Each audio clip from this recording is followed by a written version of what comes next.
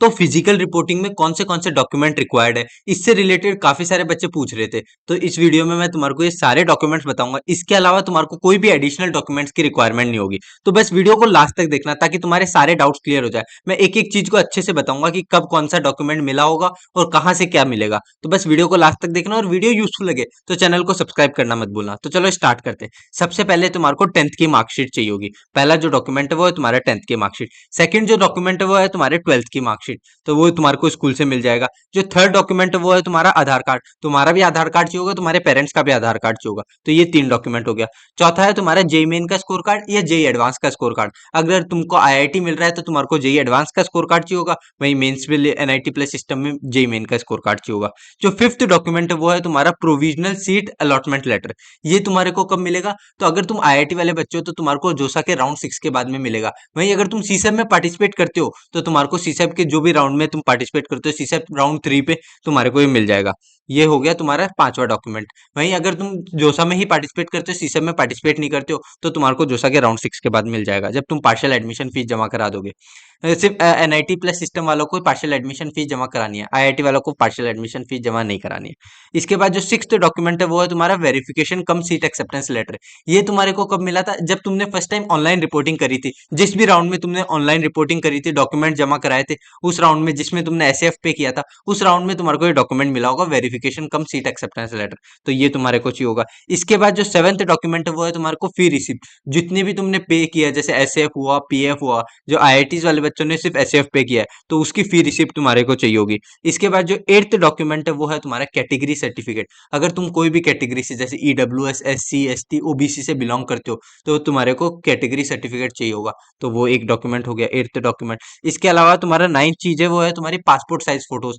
जब तुम physical reporting करोगे तो वहां पर तुम्हारे को पासपोर्ट साइज फोटोज चाहिए होगी। कौन सी वाली? जो जेई मेन के टाइम पर की थी वो वाली फोटोज चाहिए होगी। कितनी चाहिए? कम से कम 10-15 फोटो रखोगे तो तुम्हारे फ्यूचर में भी काम में आएगा, और उसमें भी काफी सारी फोटोज चाहिए होती है, तो इसलिए 10-15 फोटोज होगी तो सेफ रहेगा। इसके बाद जो 10th डॉक्यूमेंट है वो है तुम्हारा मेडिकल सर्टिफिकेट। मेडिकल सर्टिफिकेट जब भी ऑनलाइन रिपोर्टिंग करी थी उस टाइम पे जो मेडिकल सर्टिफिकेट अपलोड किया था, वही मेडिकल सर्टिफिकेट चाहिए होगा। इसके बाद जो 11th डॉक्यूमेंट है वो है तुम्हारा इनकम सर्टिफिकेट। अगर तुम्हारे एप्लीकेबल है, इसके रिलेटेड मैं ऑलरेडी वीडियो बना चुका हूँ कि किसको इनकम सर्टिफिकेट चाहिए, किसको नहीं चाहिए। आई बटन में तुम्हारे को मिल जाएगा, डिस्क्रिप्शन में मैं लिंक दे दूंगा, तो वहां से जाके चेकआउट कर सकते हो इनकम सर्टिफिकेट किस किस बच्चों को चाहिए। इसके बाद जो 12th डॉक्यूमेंट है वो है तुम्हारा ट्रांसफर या माइग्रेशन सर्टिफिकेट।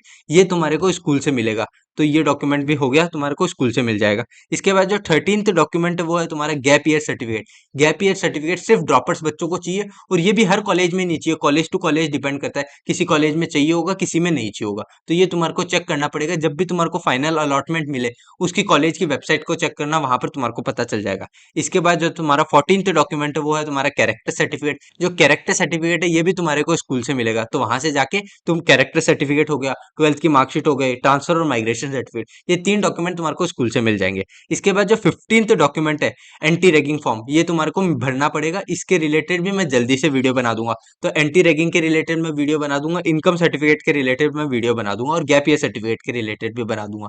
तो बस तीनों का लिंक मैं डिस्क्रिप्शन में दे दूंगा, जब भी बन जाएगा तो तुम चेकआउट कर सकते हो, और मैं जल्दी बना दूंगा।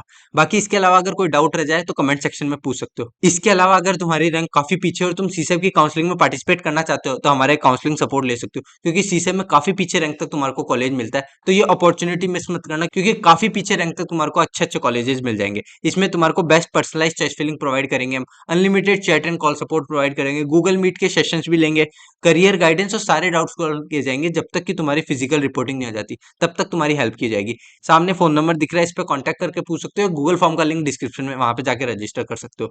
अगर इसके बाद भी तुम्हारी रैंक काफी पीछे है कि तुम्हारे को सीसेब में भी नहीं मिल रहा है, तो तुम स्टेट काउंसलिंग में पार्टिसिपेट कर सकते हो, जैसे डब्ल्यूबीजेई हो गया, एमएसटी सीटी हो गया, इसके अलावा यूपीटीएससी काउंसलिंग हो गए। तो इनमें भी काफी पीछे रैंक तक अच्छे अच्छे कॉलेजेस मिलते हैं, तो तुम इसमें पार्टिसिपेट कर सकते हो। ये सामने फोन नंबर दिख रहा है, इस पर कांटेक्ट करके पूछ सकते हो कि भैया मेरी ये रैंक है, ये कैटेगरी है, मेरे लिए कौन सी काउंसलिंग बेस्ट रहेगी, तो वो तुम्हारे को गाइड कर देंगे। इसके बाद तुम्हारी मर्जी है, हमारी काउंसलिंग लो या किसी और की काउंसलिंग लो, वो तुम्हारे पे, बट तुम्हारे को गाइडेंस मिल जाएगा कि कौन सी काउंसलिंग में तुम्हारे को पार्टिसिपेट करना चाहिए। इसके अलावा अगर तुमने सीयूटी में पार्टिसिपेट किया था और सीयूटी की काउंसलिंग चाहिए, तो उसका भी हमारा अवेलेबल है, तो उसका भी जाके चेकआउट कर सकते हो। सामने फोन नंबर दिख रहा है, इस पर कॉन्टेक्ट कर सकते हो। या गूगल फॉर्म का लिंक डिस्क्रिप्शन में, वहां पे जाके रजिस्टर कर सकते हो। बाकी अगर हमसे पर्सनली कनेक्ट होना चाहते हो तो हमारे टेलीग्राम ग्रुप ज्वाइन कर लो। टेलीग्राम ग्रुप ज्वाइन करने का ये फायदा होगा कि जोसा और सीसैप से रिलेटेड जो भी अपडेट्स होंगे वो सबसे पहले टेलीग्राम ग्रुप पर मिल जाएंगे। तो जाओ जल्दी से रजिस्टर कर लो। इस क्यूआर कोड को स्कैन करके भी ज्वाइन कर सकते हो या लिंक डिस्क्रिप्शन में, वहां से जाके भी रजिस्टर कर सकते हो। बाकी अगर वीडियो यूजफुल लगे और तुम्हारे को लगता है ये चैनल जेनुअनली तुम्हारी हेल्प कर रहा है तो चैनल को सब्सक्राइब करना मत भूलना। बाकी मिलते हैं अगली वीडियो में। Tata bye bye.